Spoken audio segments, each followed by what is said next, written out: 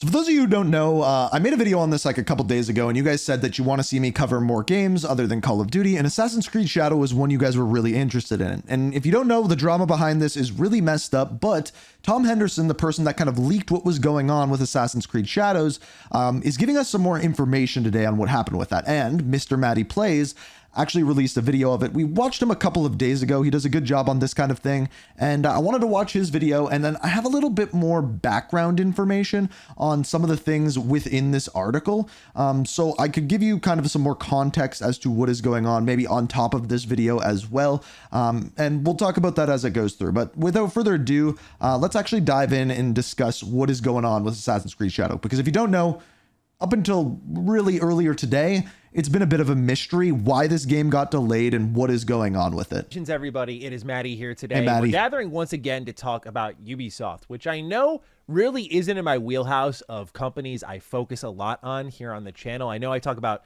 pretty much everything gaming here, but when it comes to Ubisoft, I typically just review their games and move on. You can just see a whole catalog of them on my channel, most of them not being high praise outside of games like Prince of Persia, The Lost Prince of Persia, the recent one was actually pretty good. Random experimental titles here or there from Ubisoft typically get my approval more than their AAA releases, and that's why we're at where we're at now, where we're looking at the plummeting share value for Ubisoft. And holy, down 83% in the past 5 years. I thought that's in 5 days. I'm like, Jesus. But yeah, I would normally say, you know, it's really low, 10 euros, good time to buy. I don't know. Like, they don't have anything coming down the pipe that I'd be like, yeah, it's time to get this. As you can see here, this is staggeringly low. It has decreased a tremendous amount over the years. It really has been a death of 1,000 cuts.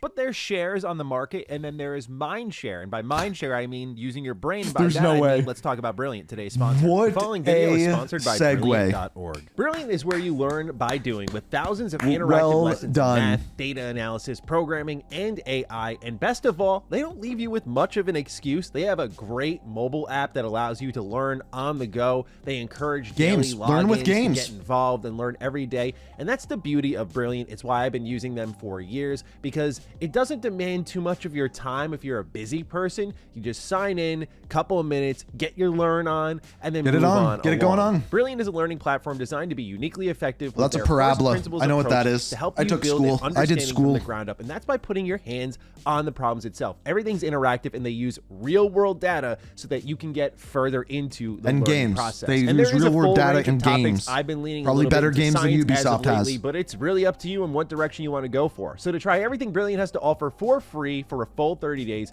visit brilliant.org/MrMattyPlays or click the link in the description. You'll also get 20% off an annual premium Einstein's subscription. doing it. At first, it just seemed like Ubisoft was invulnerable to failure despite people being tired of their formula. Games were being purchased. I look at Assassin's Creed Valhalla as the biggest head scratcher for many. I enjoyed my time with it a lot, but it was definitely regarded I played Valhalla and I enjoyed it, but it was way too as the long. most bloated Assassin's Creed game ever, and it still managed to sell tons and tons of copies. But since then, I feel like Ubisoft has really accelerated their own downfall with like the fall of 2020, where they had Watch Dogs, they had Immortals Phoenix Rising, and Assassin's Creed Valhalla.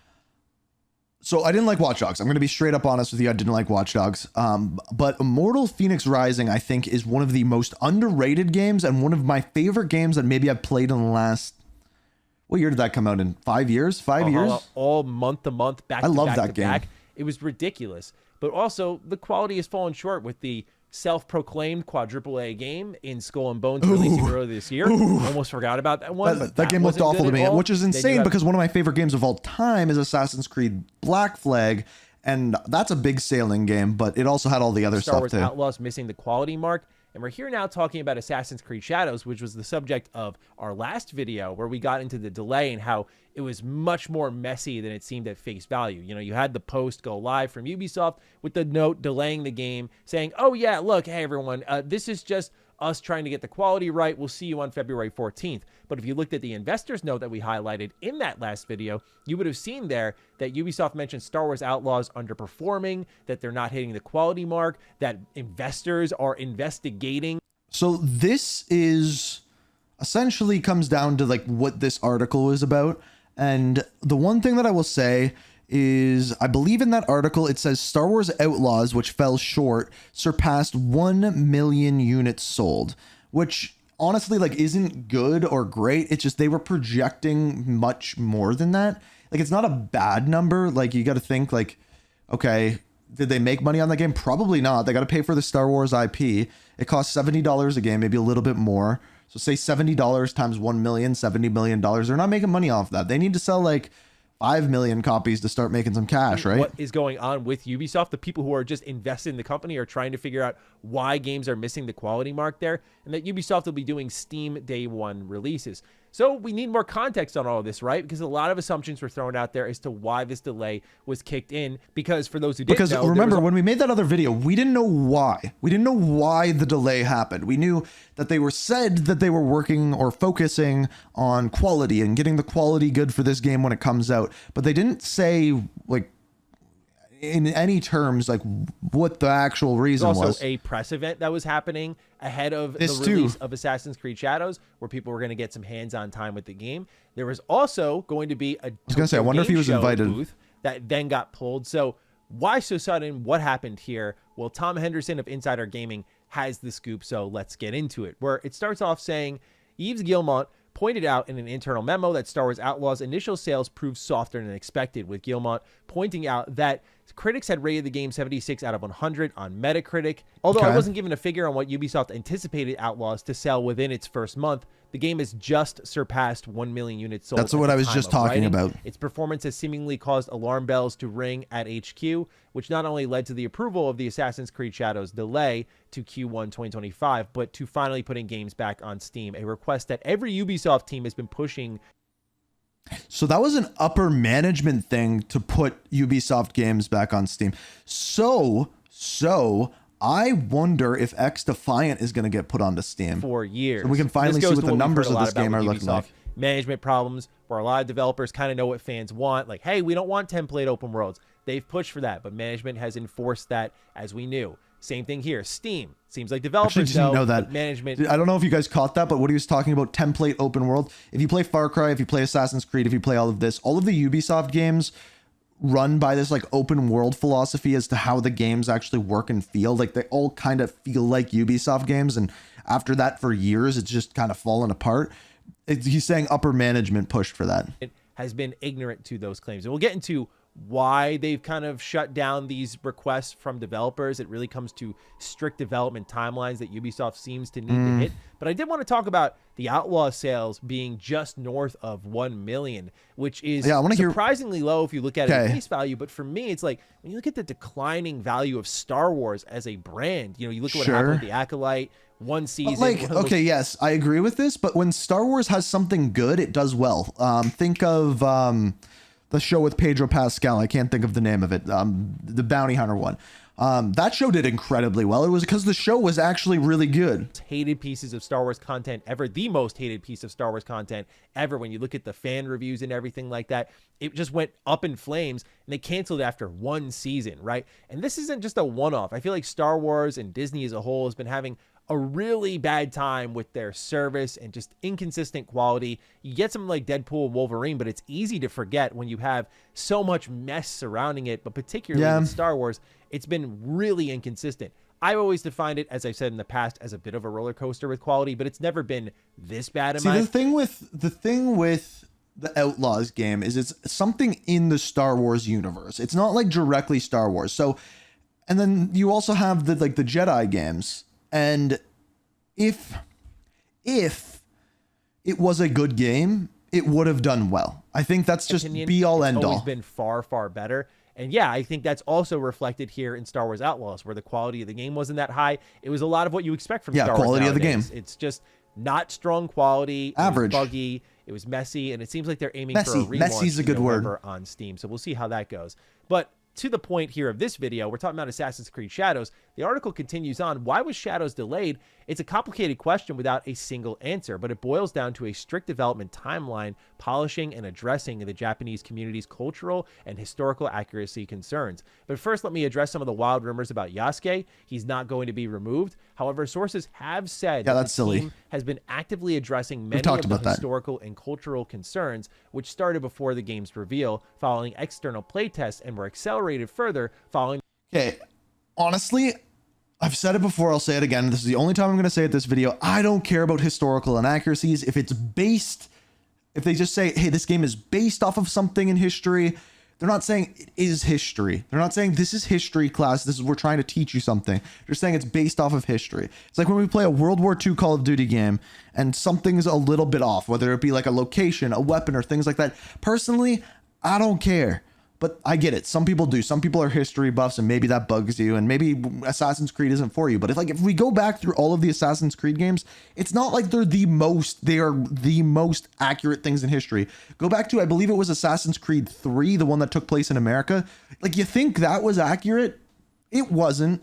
In the game's initial reveal and mass feedback. Whoops. This including changing some of Yasuke's story and how he's portrayed in the game, fixing architectural details, and ensuring that the game is historically grounded while fitting into the Assassin's Creed universe.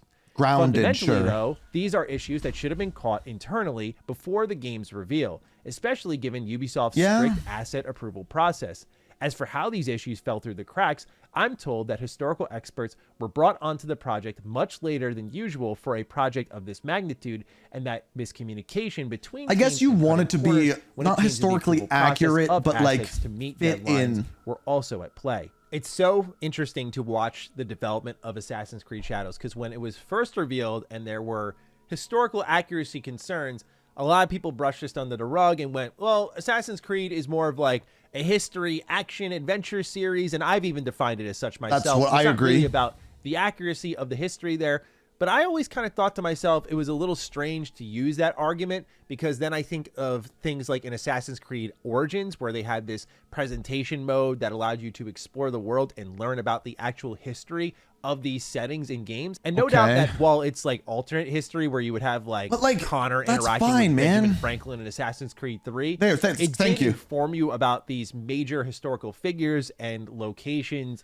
But exactly, it can teach you about history, but it doesn't have to be historically accurate. That's exactly what I'm saying. That required research. And what I found very interesting here, I will say, I think the excuse is a little lame of like, well, we didn't have the history experts there.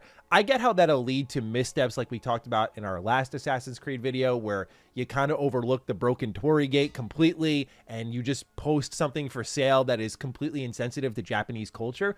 But in the terms of like making art in game, you typically work with reference. That's how you get your best work. And when you're working with reference, you're likely doing research where certain things should just be caught naturally speaking by researching what you're going to be making in game. If there is a next time for an Assassin's Creed game, I hope they don't make this mistake again, though. The historical experts should have been there from day one. Who knows what this game would have ended up being with that in mind. I feel like I'm the only one that doesn't really care too much about it. Surprised to see that Ubisoft has listened so closely to the criticism that they are actually I guess it's more devil's advocate to myself here.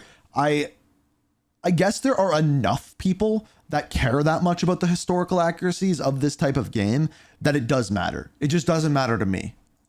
Parts of Yasuke's story and how he is portrayed, and I'm infinitely curious if they're going to market that at all, because a lot of people tearing down, if you will, Assassin's Creed Shadows have pointed to him and his character and the inaccuracies attached to him that Ubisoft could be making adjustments on, but will they?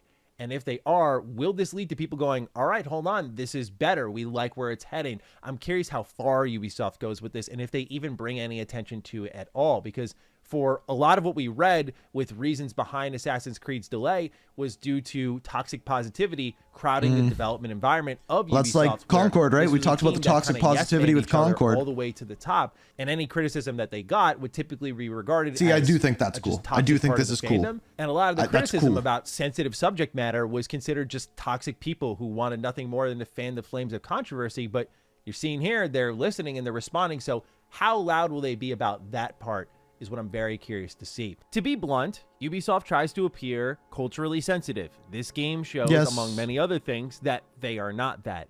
Their reaction to this has been toxic positivity, labeling those who are rightly criticizing the game, saying, oh, well, you know what? Look, they're just a toxic subset of gamers, thinking that the reaction is extreme. Why do they think the reaction is extreme? It's because they refuse to realize that they are one of the many companies at the center of the problem of putting forward content in games, pretending to be culturally sensitive to all different demographics across the globe, when the reality is they are not. And as I said in our last video, people see through that. So it's very easy to cast aside that. Sorry, I know I'm not normally this quiet, but I'm actually very interested in this. Oh, they're being extreme. They're grifting, etc., etc. Grifters exist on both sides. There are people who are hype grifters who just get all that positivity going and just cash in on. If you follow the Call of Duty community, T. Martin back in the day, 100%. But the reality is you don't hear much about that, because guess who benefits from that? It's the companies. It's only about the people who push back against them. That's when it's negative. The negativity grifters blame truth. And I think Ubisoft clearly needs to do a better job of listening to criticism. That much we've learned from this entire launch cycle with Assassin's Creed Shadows.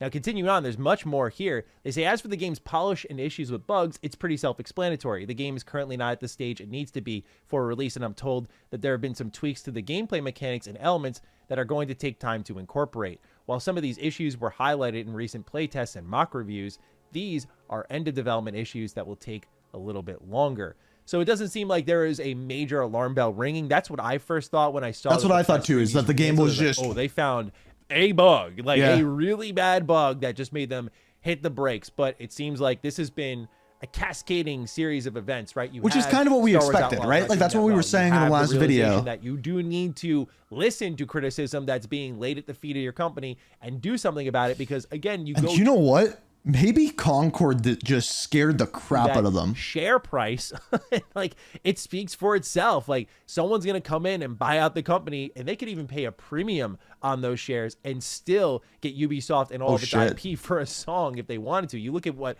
Xbox paid for Activision Blizzard. They paid a premium on those shares. They overpaid for those shares. I mean, Elon Musk, if you're getting bored with Twitter. So yeah, someone could absolutely nab up Ubisoft for a pretty cheap price. No doubt the sharks are already swimming. I wouldn't be surprised. Probably, yeah. Xbox is in contact. Tencent's in contact. And I Xbox think can't that's right the now. End result. I do think pass or fail with Assassin's Creed Shadows. I think this company gets sold off, and I don't think it's going to go to a great place. I think it's going to end up in a place like Tencent. That would just really good point. I don't know how else to word this other than a very Ubisoft way to go out. Like, hey, all these IP you care about, they're over here with Tencent now. And they're going to be mobile games. Continuing on here as this article wraps up, they say, of course, there are not new issues for the team. 7 developers working hard on the project said that they have been pushing for a delay for some time, and their situation had even been heard at other studios in the company. Ultimately, though, the delay comes down to a strict development timeline and the need to address issues caused by the set timeline.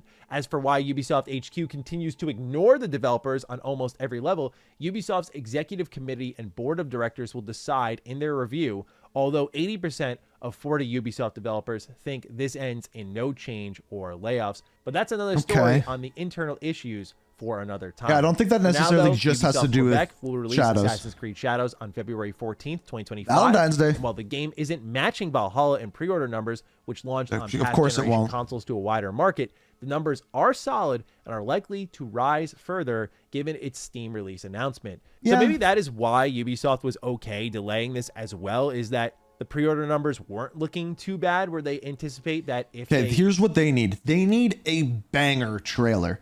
Like they need to be like, this delay is worth it. Here's a banger trailer. They need like some marketing behind it. Quality more. They address the historical inaccuracies.